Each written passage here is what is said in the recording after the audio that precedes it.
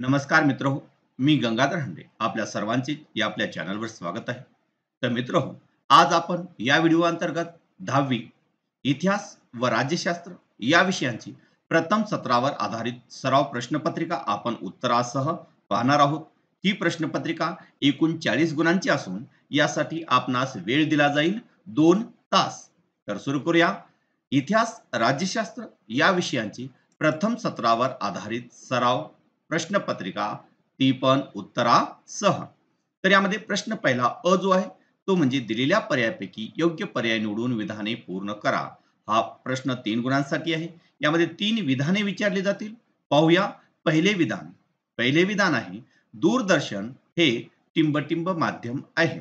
यासाठी पर्याय अ दृक, ब श्राव्य, क दृक श्राव्य आणि ड लिखित.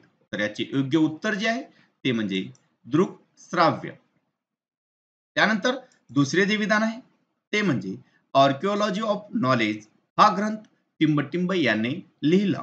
यासाठी पर्याय अ कार्ल मार्क्स, ब लुसिया फेवर, क मायकेल फुको आणि ड हॉल्टियर. तर याचे योग्य उत्तर जे आहे ते म्हणजे पर्याय क्रमांक क मायकेल फुको. आपण तिसरे विधान पाहूया. तिसरे विधान आहे ललित कलांना टिंबटिंब असेही म्हटले जाते.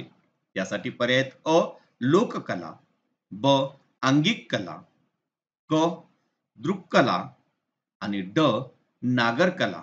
तर याचे योग्य उत्तर जे आहे ते म्हणजे अंगिक कला. पाहूया. प्रश्न पहिला ब जो आहे तो म्हणजे पुढील पैकी प्रत्येक गटातील चुकीची जोडी ओळखून लिहा. हा प्रश्न 3 गुणांसाठी आहे.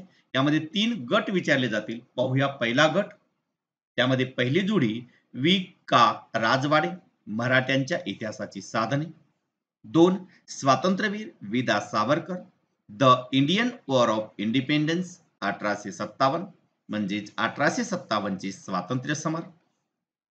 3 पंडिता रमाबाई स्त्री पुरुष तुलना आणि 4 महात्मा फुले गुलामगिरी. तर यापैकी चुकीची जोडी जी आहे जोडी क्रमांक 3 पंडिता रमाबाई स्त्री पुरुष तुलना. पाहूया दुसरा गट. त्यामध्ये 1 दर्पण बाळशास्त्री जांभेकर, 2 केसरी बाळ गंगाधर टिळक, 3 दीनबंधू गोपाळ हरी देशमुख आणि 4 प्रभाकर भाऊ महाजन. तर यापैकी चुकीची जोडी जी आहे ती म्हणजे जोडी क्रमांक 3 दीनबंधू गोपाळ हरी देशमुख. पाहूया पुढील गट. त्यामध्ये 1 कुतुब मिनार मेहरोली, 2 छत्रपती शिवाजी महाराज रेल्वे टर्मिनस दिल्ली, 3 गोल घुमट विजापूर आणि 4 ताजमहाल आग्रा. तर यापैकी चुकीची जोडी जी आहे जोडी क्रमांक 2 छत्रपती शिवाजी महाराज रेल्वे टर्मिनस दिल्ली. त्यानंतर प्रश्न दुसरा अ जो आहे तो म्हणजे दिलेली संकल्पना चित्र पूर्ण करा. कोणतेही 2 संकल्पना चित्र आपणास पूर्ण करावायचे आहेत. हा प्रश्न 4 गुणांचा म्हणजेच एक संकल्पना चित्र आपणास 2 गुणांचे असेल. पहिले संकल्पना चित्र आहे पुढील आकृतिबंध पूर्ण करा. तर यामध्ये भारतातील जागतिक सांस्कृतिक वारसा स्थळे कोणतेही 4 सांस्कृतिक वारसा स्थळे आपणास सांगायचे आहे. तर भारतातील पहिले जागतिक सांस्कृतिक वारसा स्थळ त्यामध्ये अजिंठा व वेरूळ लेणी, दुसरे आहे आग्र्याचा किल्ला, तिसरा आहे ताजमहल आणि चौथा आहे खजुराहो येथील मंदिर. पाहूया दुसरे संकल्पना चित्र जे आहे ते म्हणजे लोकशाहीचे आधारस्तंभ. 1 कायदे मंडळ, 2 कार्यकारी मंडळ, तिसरा आहे न्यायपालिका आणि चौथं जे आहे ते म्हणजे वृत्तपत्रे म्हणजे प्रसार माध्यमे. पाहूया तिसरे संकल्पना चित्र जे आहे कला निर्मितीच्या मुळाशी असलेले कलाकारातील महत्वाचे घटक. त्यामध्ये पहिला घटक जो आहे तो म्हणजे कल्पकता, दुसरा घटक आहे संवेदनशीलता, तिसरा घटक आहे कौशल्य आणि चौथा जो घटक आहे तो म्हणजे भावनाशीलता. त्यानंतर प्रश्न दुसरा ब जो आहे तो म्हणजे थोडक्यात टिपा लिहा. कोणत्याही 2 टिपा आपणास सोडवायच्या आहेत. हा प्रश्न 4 गुणांचा म्हणजे प्रत्येक टीप ही 2 गुणांची असेल. पहिली टीप आपण पाहूया. वर्तमानपत्राचे स्वातंत्र्य संग्रामातील कार्य. तर याचे उत्तर, भारतीय स्वातंत्र्य संग्रामाच्या काळात वर्तमानपत्रांनी पुढील कार्य केले. त्यामध्ये एक, लोकजागृती, लोकशिक्षण, भारतीय संस्कृतीची व इतिहासाची थोरवी वर्णन केली. दुसरा मुद्दा, सामाजिक, धार्मिक व राजकीय चळवळींना पाठिंबा देऊन साम्राज्यवादी धोरणांना विरोध केला. तिसरा मुद्दा, पाश्चात्य विद्या व शिक्षण जनतेपर्यंत पोहोचवून समाज प्रबोधनाचे काम केले. चौथा जो मुद्दा आहे तो म्हणजे तत्कालीन सामाजिक आणि राजकीय प्रश्नांना वाचा फोडली. त्याचबरोबर समाज सुधारक नेते व संघटना यांचे विचार लोकांपर्यंत पोहोचविले. पाहूया दुसरी टीप, स्त्रीवादी इतिहास लेखन. तर याचे उत्तर, स्वातंत्र्यपूर्व काळात ताराबाई शिंदे, पंडिता रमाबाई, डॉक्टर रखमाबाई अशा स्त्रीवादी इतिहास लेखिका होऊन गेल्या. घरी आणि कामाच्या ठिकाणी स्त्रियांना मिळणारी अन्यायी वागणूक आणि स्त्री पुरुष असमानता यावर या लेखिकांनी लेखन केले. दुसरा मुद्दा, दलित स्त्रियांच्या दृष्टिकोनातून सामाजिक वर्ग, जात इत्यादी बाबीच्या संदर्भात स्त्रियांकडून लेखन केले गेले. तिसरा मुद्दा, स्वातंत्र्योत्तर काळात दलित स्त्रियांचे जीवन, सामाजिक वर्ग, जात इत्यादीवर शर्मिला रेगे यांनी लिहिलेल्या त्यांच्या लेखांचे संकलन writing caste, writing gender, reading Dalit women testimonies या ग्रंथात केले. मीरा कोसंबी या स्त्रीवादी लेखिकेने आपल्या crossing thresholds, feminist essays in social history या पुस्तकात महाराष्ट्रातील डॉक्टर रखमाबाई, पंडिता रमाबाई यासारख्या स्त्रियांच्या जीवनावर निबंध लिहिले आहेत. पाहूया पुढील टीप जी आहे ती म्हणजे मराठा चित्रशैली. तर याचे उत्तर, इसवी सनाच्या 17व्या शतकाच्या उत्तरार्धात मराठा चित्रशैली विकसित होण्यास सुरुवात झाली. यामध्ये एक, सचित्र हस्तलिखित पोथ्या, पोथ्यांच्या खाली आणि वर ठेवण्यात येणाऱ्या लाकडी फळ्यावरील चित्रे, काचचित्रे आणि भिंतीचित्रे या विविध स्वरूपात मराठा चित्रशैलीचा आविष्कार आढळतो. दुसरा मुद्दा, या शैलीतील चित्रे रंगीत असून ती भिंतीचित्रे आणि हस्तलिखितामधील लघुचित्रे यांच्या स्वरूपातील आहेत. तिसरा मुद्दा, वाड्यांचा दर्शनी भाग, दिवाणखाने, मंदिराचे मंडप, शिखरे व छत यावर मराठा चित्रशैलीतील भिंतीचित्रे पाहण्यास मिळतात. चौथा मुद्दा, या चित्रशैलीवर राजपूत आणि माळवा चित्रशैलीचा तसेच युरोपीय चित्रशैलीचा प्रभाव पडलेला आपणास दिसून येतो. त्यानंतर प्रश्न तिसरा जो आहे तो म्हणजे पुढील विधाने सहकारण स्पष्ट करा. कोणती दोन विधाने आपणास सोडवायची आहेत. पहिले जे विधान आहे ते म्हणजे व्होल्टेयर यांना आधुनिक इतिहास लेखनाचे जनक असे का म्हटले जाते. तर याचे उत्तर, व्होल्टेयरच्या मते इतिहास लेखनासाठी एक, वस्तुनिष्ठ सत्य आणि घटनांचा कालक्रम योग्य असायला हवा. दुसरा मुद्दा, तत्कालीन समाजाच्या परंपरा, शेती, व्यापार व आर्थिक व्यवस्था यांचा विचार होणे आवश्यक आहे. त्यानंतर तिसरा मुद्दा, या त्यांच्या मतामुळे इतिहासाची मांडणी करताना मानवी जीवनाचा सर्वांगीण विचार व्हायला हवा. हा नवीन विचार पुढे आला म्हणून व्होल्टेयर याला आधुनिक इतिहास लेखनाचे जनक असे म्हटले जाते. पाहूया दुसरे विधान, जागतिक वारसाच्या पदास पात्र ठरणारी स्थळे, परंपरा याची यादी युनेस्को द्वारे जाहीर केली जाते. तर याचे उत्तर, एक, पूर्वजांनी निर्माण केलेल्या कलाकृती, परंपरा हा आपला सांस्कृतिक वारसा असतो. दुसरा मुद्दा, त्याविषयी आपल्या मनात आपुलकी असते. तिसरा मुद्दा, हा वारसा पुढील मानवी पिढ्यांच्या हितासाठी जपणे व त्याचे संवर्धन होणे गरजेचे असते. चौथा मुद्दा, काळाच्या ओघात हा ठेवा नामशेष होऊ नये आणि त्याचे जतन कसे करावे याच्या दिशादर्शक तत्वांच्या आधारे जागतिक वारसाच्या पदास पात्र ठरणारी स्थळे व परंपरा याची यादी युनेस्को या जागतिक संघटनेकडून जाहीर केली जाते. पाहूया तिसरे जे विधान आहे ते म्हणजे वर्तमानपत्रांना इतिहास या विषयाची गरज पडते.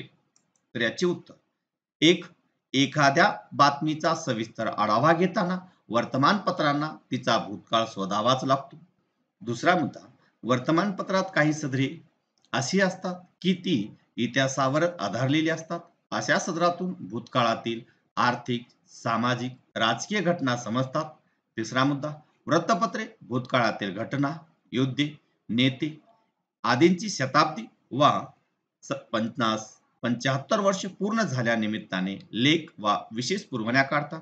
अशा वेळी संबंधित घटनेचा भूतकाळ अभ्यासावा लागतो. चौथा मुद्दा, दिनविशेषासारखी सदरे देतानाही पूर्वीच्या घटना माहीत करून घ्याव्या लागतात.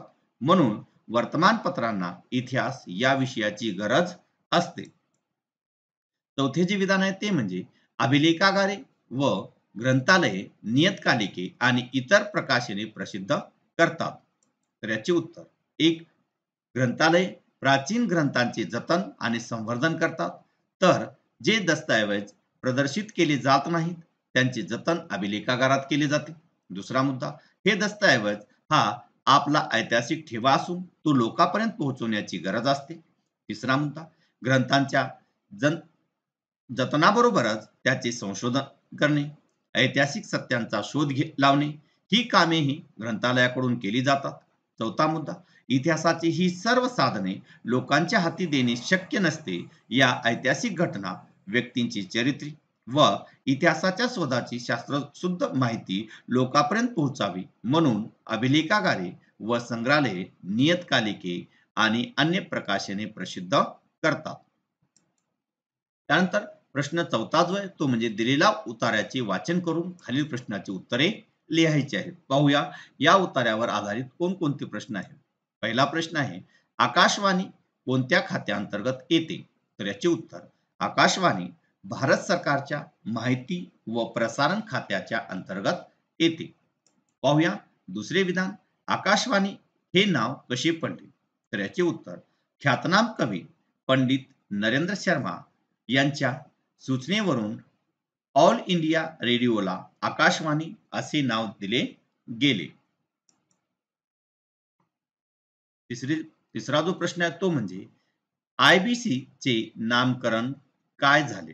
तर याचे उत्तर, आयबीसी म्हणजेच इंडियन ब्रॉडकास्टिंग कंपनी या खाजगी रेडिओ केंद्राचे ब्रिटिश सरकारने प्रथम Indian state broadcasting services company म्हणजेच ISBS असे केले व नंतर ऑल इंडिया रेडिओ म्हणजेच AIR असे नामकरण केले.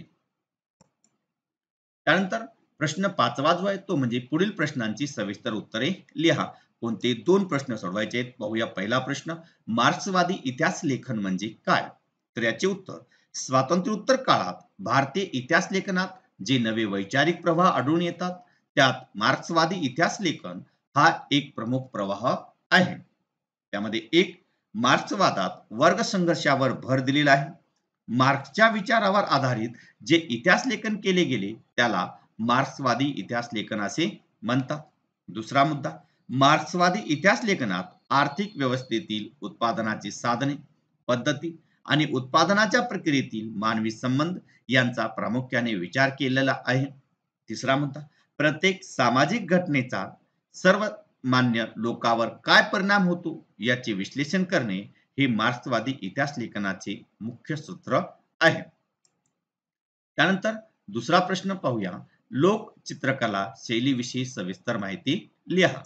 तर याचे उत्तर, एक, अश्मयुगीन काळापासून गुहाचित्रांची परंपरा चालू आहे. या गुहाचित्रातून लोकचित्रशैलीचे जतन केले गेले.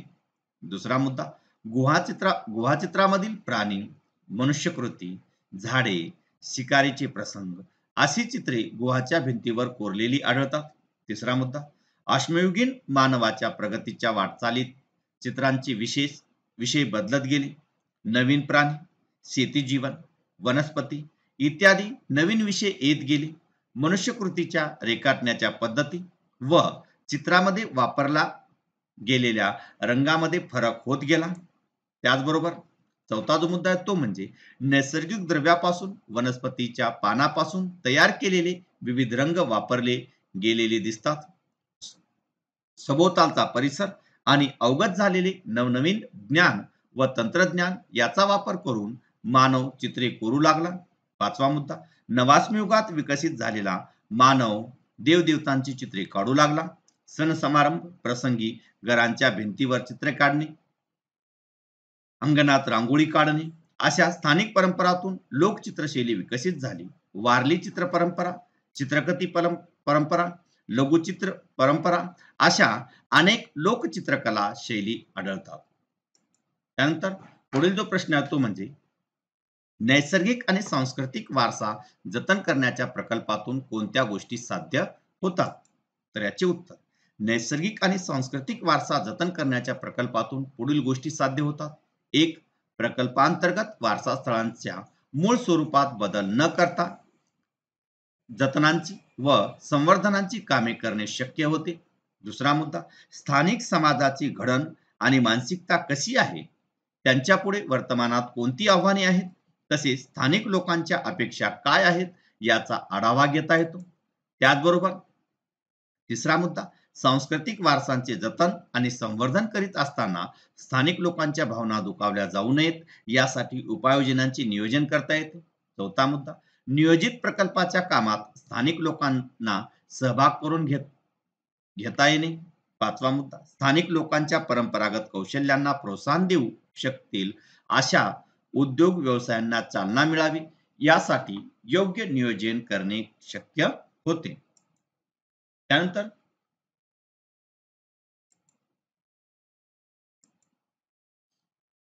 पुढील जो प्रश्न आहे तो म्हणजे वृत्तपत्रे सुरू होण्याआधीच्या काळात बातम्या लोकांपर्यंत पोहोचवण्यासाठी जगभर कोणते मार्ग अवलंबले जात असत? तर याचे उत्तर, वृत्तपत्रे सुरू होण्याआधीच्या काळात बातम्या लोकांपर्यंत पोहोचवण्यासाठी जगभर पुढील मार्ग अवलंबले जात असत. त्यामध्ये एक, इजिप्तमध्ये सरकारी आदेशांचे कोरीव लेख सार्वजनिक ठिकाणी लावून ठेवले जात असत. दोन, प्राचीन रोमन साम्राज्यात देशातील महत्वाच्या घटना सरकारी हुकूम कागदपत्रावर लिहून ते कागद प्रांतोप्रांती वाटत असत. जुलियस सीझरच्या काळात ऍक्टा डायर्ना म्हणजे रोजच्या घटना नावाची वृत्तपत्रे रोममध्ये सार्वजनिक ठिकाणी लावत असत. त्याचबरोबर तिसरा मुद्दा, चीनमध्ये 7व्या शतकात सरकारी निवेदने सार्वजनिक ठिकाणी लावली जात असत. चौथा मुद्दा, इंग्लंडमध्ये लढायांची किंवा महत्वाच्या घटनांची पत्रके प्रवासी, फिरस्ते व अन्य लोकांना वाटत असत. आणि पाचवा जो मुद्दा आहे तो म्हणजे अनेक राज्यांचे राज्य कारभारातील प्रतिनिधी राजाचे आदेश जनतेपर्यंत व राज्यातील महत्वाच्या बातम्या राजापर्यंत पोहोचवत असत. त्यानंतर प्रश्न 6वा जो आहे तो म्हणजे दिलेल्या पर्यायापैकी योग्य पर्याय निवडून विधाने पूर्ण करा. पहिले विधान आहे लोकशाहीचा गाभा म्हणजे अ, प्रौढ मताधिकार, ब, सत्तेचे विकेंद्रीकरण, क, राखीव जागांचे धोरण आणि ड, न्यायालयीन निर्णय. तर याचे योग्य उत्तर आहे सत्तेचे विकेंद्रीकरण. पाहूया दुसरे विधान, मतदारसंघ निर्माण करण्याचे काम निवडणूक आयोगाची टिंबटिंब समिती करते. तर याचे उत्तर आहे परिसीमन. त्यानंतर प्रश्न 7वा जो आहे तो म्हणजे पुढील विधाने चूक बरोबर ते सहकारण स्पष्ट करा. कोणते दोन विधाने आपण सोडवायचे आहेत? पाहूया पहिले विधान, भारतीय लोकशाही जगातील सर्वात मोठी लोकशाही मानली जाते. तर याचे उत्तर हे विधान बरोबर आहे. कारण एक, भारतीय संविधानाने स्वातंत्र्यपूर्व काळातील मतदारांच्या अधिकारासाठी असणारी सर्व बंधने रद्द केल्यामुळे मतदारांची संख्या वाढली. दुसरा मुद्दा, संविधानाने स्वीकारलेल्या प्रौढ मताधिकाराच्या तरतुदीमुळे सर्व प्रौढ स्त्री पुरुषांना मतदानाचा अधिकार प्राप्त झाला आहे. तिसरा मुद्दा, सुरुवातीस मताधिकारासाठी असणारी 21 वर्षाची अट 18 वर्ष पूर्ण अशी केल्यामुळे मताधिकार अधिक व्यापक झाला. मतदाराची एवढी संख्या जगातील कोणत्याच लोकशाही देशात नाही, म्हणून भारतीय लोकशाही ही जगातील सर्वात मोठी लोकशाही मानली जाते. पाहूया दुसरे विधान. दुसरे विधान आहे राजकीय पक्ष शासन व जनता यांच्यातील दुवा म्हणून काम करतात. तर याचे उत्तर हे विधान बरोबर आहे. कारण एक, राजकीय पक्ष जनतेच्या मागण्या आणि गाऱ्हाणी शासनापर्यंत पोहोचवण्याचे काम करतात. दुसरा मुद्दा, शासन पक्षामार्फत आपल्या धोरणांची योजनांची माहिती जनतेपर्यंत पोहोचवून त्याचा या कार्यक्रमांना पाठिंबा मिळवतात. तिसरा मुद्दा, या धोरणावर जनतेच्या प्रतिक्रिया सरकारला सांगण्याचे कामही राजकीय पक्षच करतात. अशा रीतीने राजकीय पक्ष, शासन व जनता यांच्यातील दुवा म्हणून काम करतात. त्यानंतर तिसरे जे विधान आहे ते म्हणजे एखाद्या घटक राज्यात केव्हा व किती टप्प्यात निवडणुका घ्यायची हे राज्य सरकार ठरवते. तर याचे उत्तर हे विधान चूक आहे. कारण एक, निवडणुकांचे संपूर्ण संचालन करण्याची जबाबदारी निवडणूक आयोगाची असते. दुसरा मुद्दा, राज्य सरकारवर ही जबाबदारी टाकल्यास सरकार पक्षपाती धोरण अवलंबेल. 3, म्हणूनच संविधानाने ही जबाबदारी पार पाडण्यासाठी स्वतंत्र निवडणूक आयोगाची स्थापना केली आहे. त्यामुळे एखाद्या घटक राज्यात केव्हा व किती टप्प्यात निवडणुका घ्यायचे हे निवडणूक आयोग ठरवते. त्यानंतर प्रश्न 8वा जो आहे तो 8वा अ, पुढील संकल्पना स्पष्ट करा. पहिली संकल्पना आहे माहितीचा अधिकार. तर याचे उत्तर 1, शासनाने केलेल्या व्यवहाराची माहिती जनतेला मिळावी. शासन आणि जनता यांच्यात सुसंवाद साधला जाऊन परस्पराविषयी विश्वास वाढावा. यासाठी 2005 साली शासनाने माहितीचा अधिकार नागरिकांना दिला. दुसरा मुद्दा, गोपनीयतेच्या नावाखाली शासकीय कारभारातील गैरप्रकार या अधिकारामुळे दडपले जाऊ शकत नाहीत. तिसरा मुद्दा, शासनाचा कारभार पारदर्शी होण्यास आणि आपण जनतेला उत्तरदायी आहोत याची जाणीव या अधिकारामुळे शासनाला होते. चौथा मुद्दा, माहितीच्या अधिकारामुळे लोकशाही आणि नागरिकांचे अधिकार यांचे सक्षमीकरण झाले. शासनाच्या कारभारातील गोपनीयता कमी होऊन शासनाचे व्यवहार खुले व पारदर्शक होण्यास मदत झालेली आहे. पाहूया दुसरी संकल्पना आहे ती म्हणजे प्रादेशिकता. तर याचे उत्तर 1, भारतात विविध भाषा बोलणारे, विविध परंपरा आणि संस्कृती असणारे लोक राहतात.